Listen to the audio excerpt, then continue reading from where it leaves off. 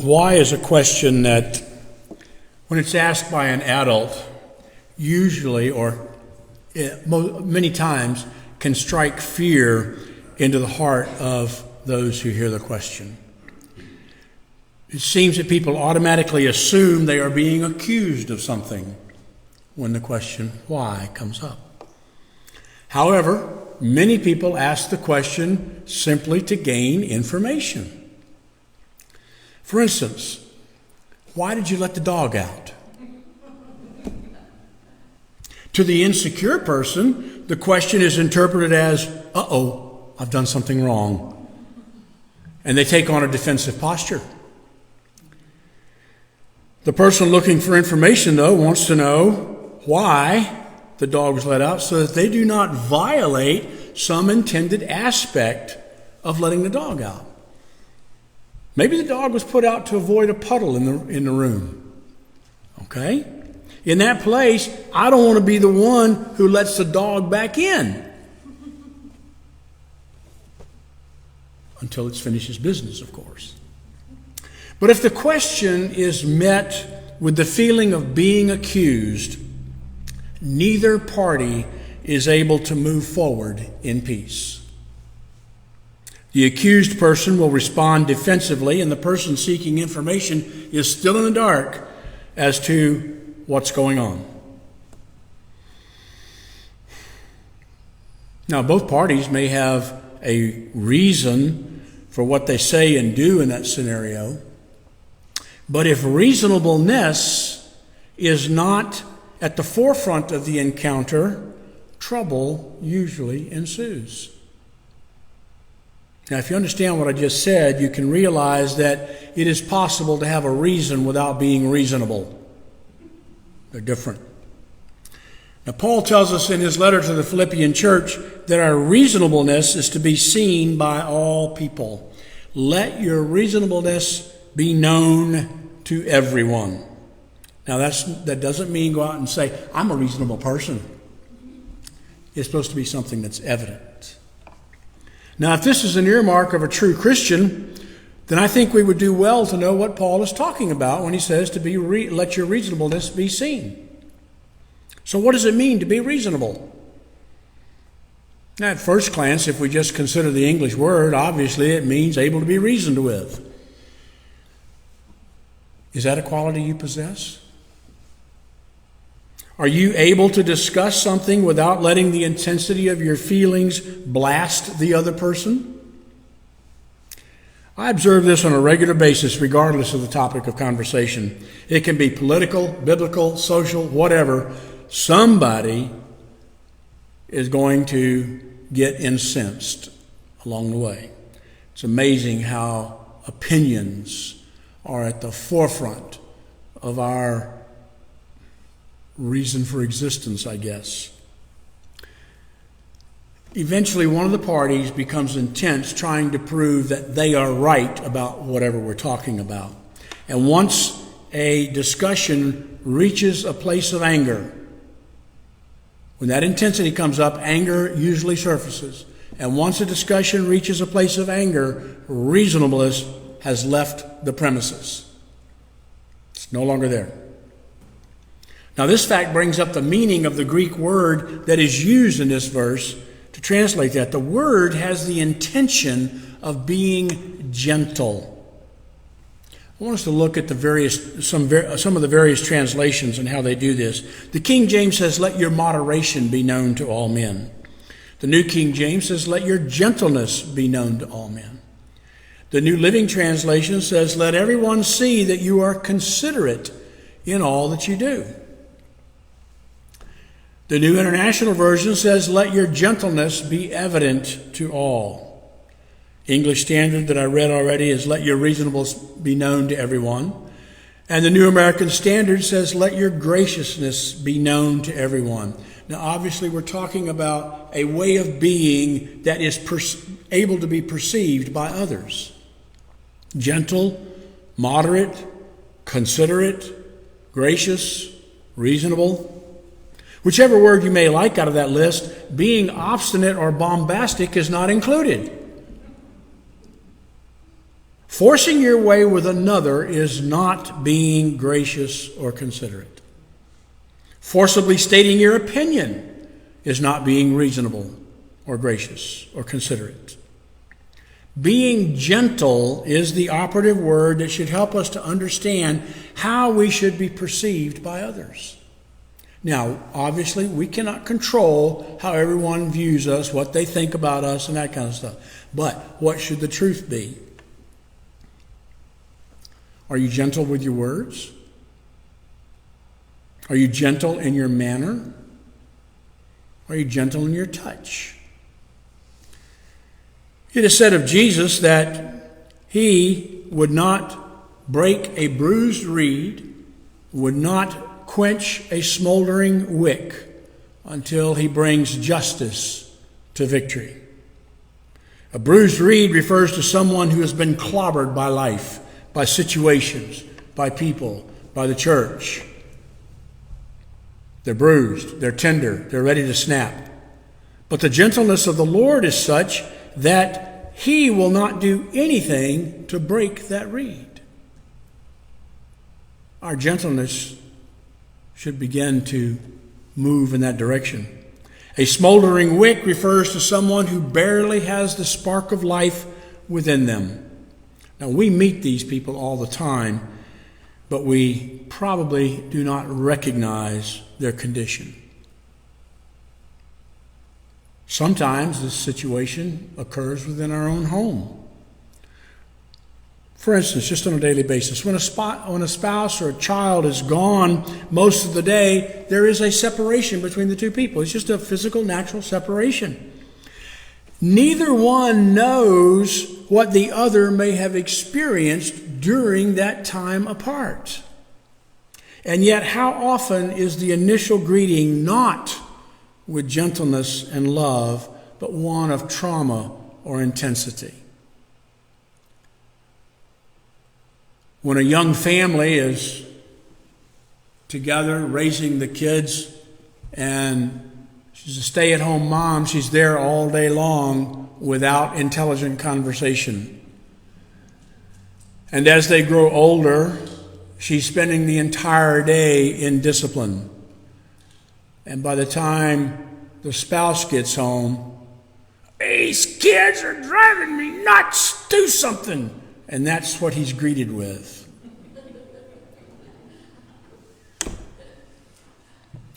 But what was his day on the job? Did the boss ride him all day long about this, that, and the other thing?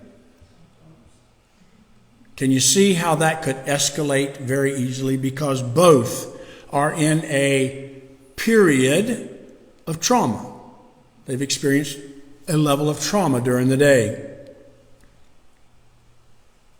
Now, whether it is from the one who has had the bad day or the one who is having trouble figuring out what is going on, the reconnection is not one of gentleness. Sometimes a war between the two erupts on the spot. Right when that happens, a battle ensues. Feelings are hurt. Defenses arise. Walls are built. Now, many times the wounded party stuffs it inside. And when that happens, the build-up for a breakup begins. How much trouble could be avoided if we could always be the ones who exercised gentleness? If we were the first to be gentle,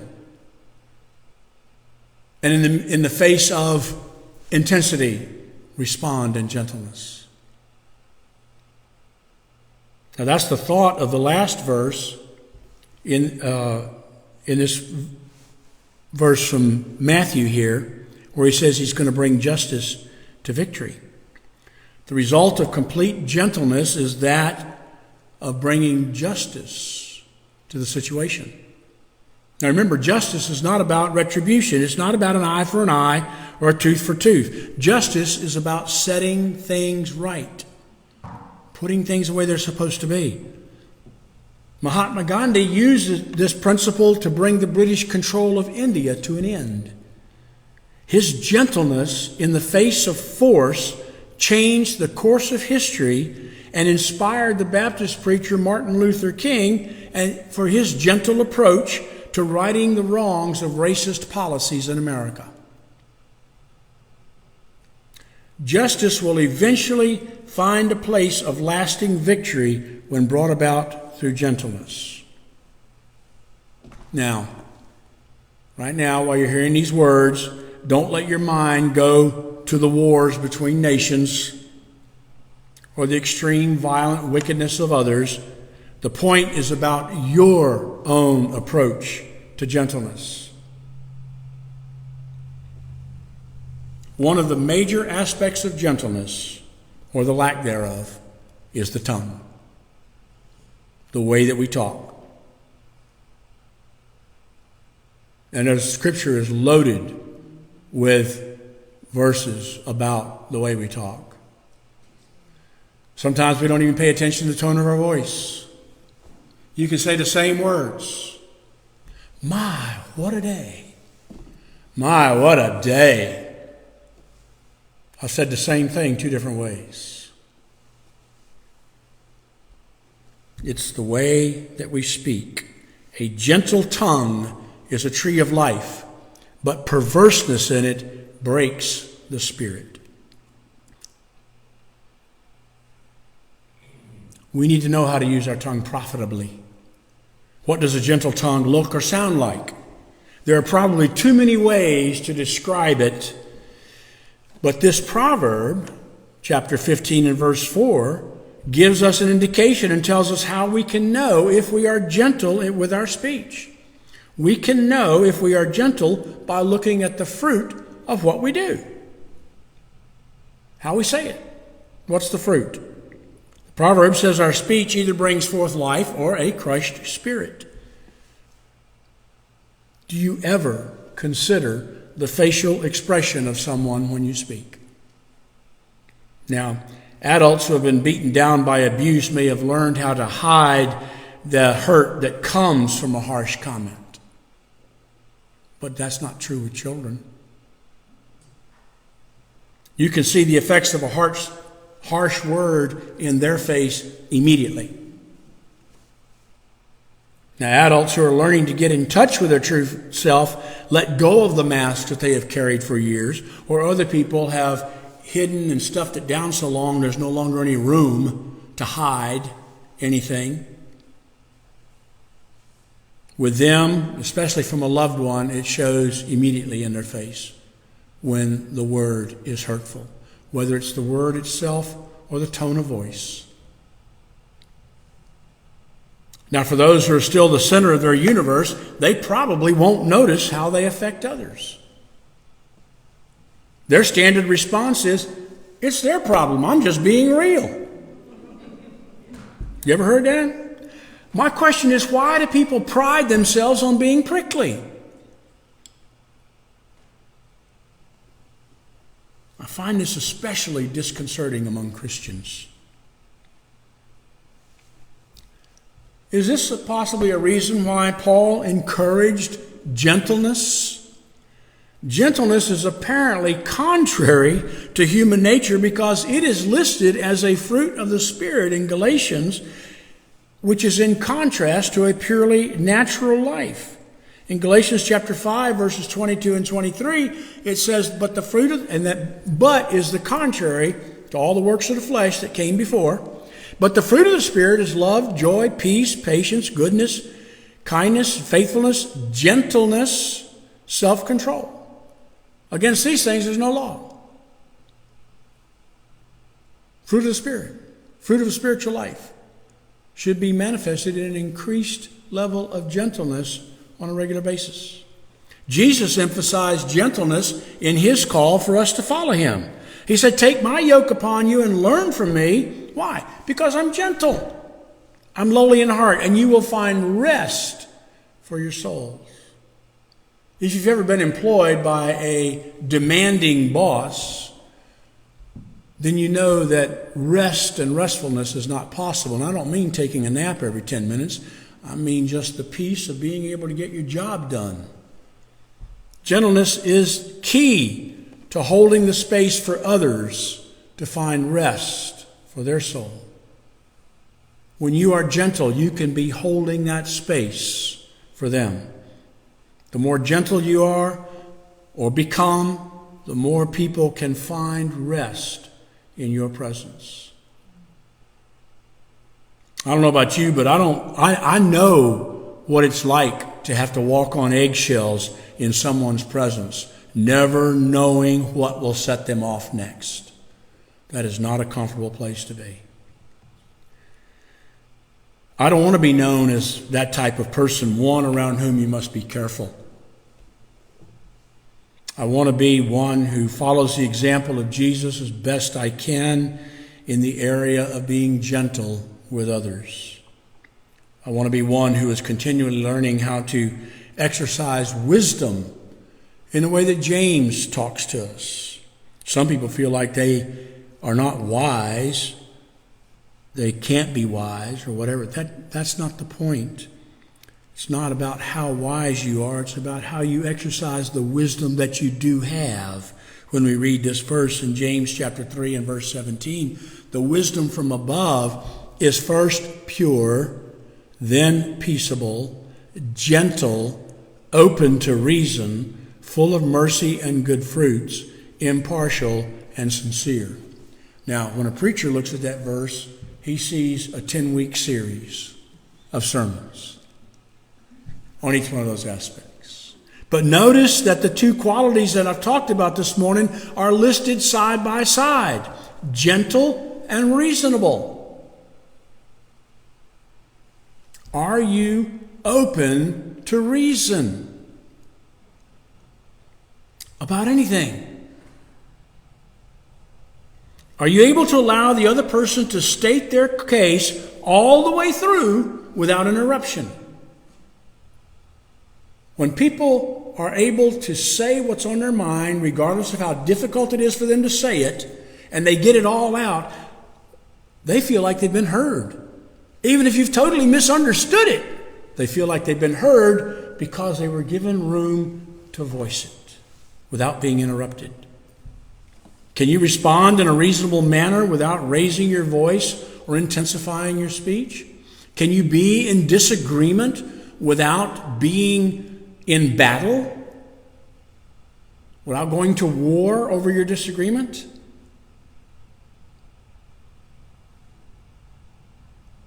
So I ask, would you make it your ambition to become more gentle than you already are? I'm not speaking to a group of warlike people. I understand that. But we can increase our gentleness. I've seen times, I've participated in times, when gentleness kind of gets pushed aside. Our feelings get hurt, or we've judged something or someone as not being correct or the way that they should be. And we tend to leap on it in some fashion. Will you ask the Lord to show you any area where you may not be gentle and help to improve your approach? Can you learn to use a softer answer? A soft answer turns away wrath. I wish I'd looked that up. It's in the Proverbs. A soft answer turns away wrath.